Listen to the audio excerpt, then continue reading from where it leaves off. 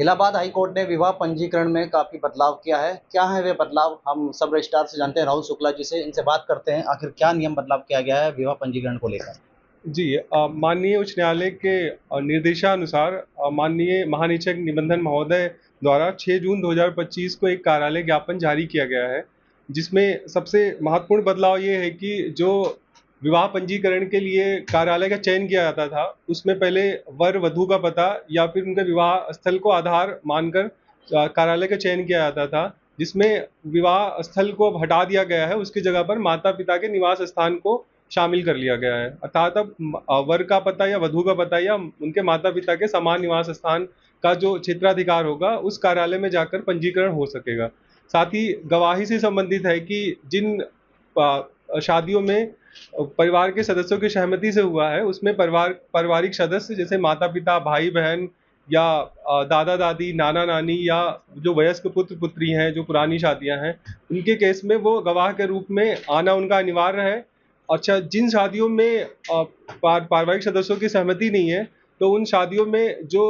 व्यक्ति उनकी विवाह कराता है, जैसे पुरोहित या काजी, तो उसका कार्यालय में आना अनिवार्य है। उसको अपना एक एफिडेविट देना पड़ेगा, डिटेल्स उसमें रहेंगी उसकी कि उसने विवाह कराया है, और साथ ही साथ उसको एक वीडियो रिकॉर्डिंग भी लेके आनी पड़ेगी पेन ड्राइव में कार्यालय में, जो कि संरक्षित रखी जाएगी उसके विवाह का जो साक्ष्य होगा। पहले के जो नियम थे, जिस जी तरह अगर बात करें, कुछ फर्जी शादियां भी हो जाती थी, जी जी तो जी अब कुछ इसमें बदलाव होगा, कुछ पहले से बेहतर है इसमें? जी, बिल्कुल, सबसे जो मेन है वो विवाह का साक्ष्य हमें अब मतलब मिल जाएगा, क्योंकि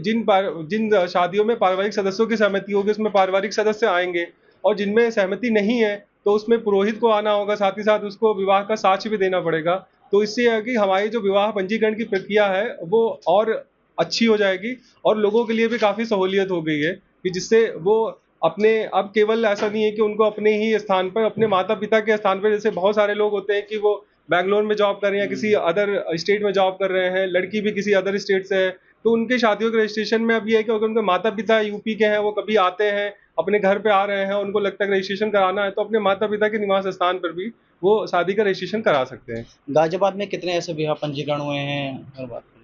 अभी आज से ही देखिए अब प्रक्रिया शुरू हुई, और सुबह-सुबह ही हमने एक मैरिज का रजिस्ट्रेशन कार्य किया है, जिसमें कि लड़का-लड़की जो है उनकी शादी 2024 में हुई थी, और उनके जो लड़का था उसकी माताजी और उसकी बहन जो है वो गवाह के रूप में आए हुए थे।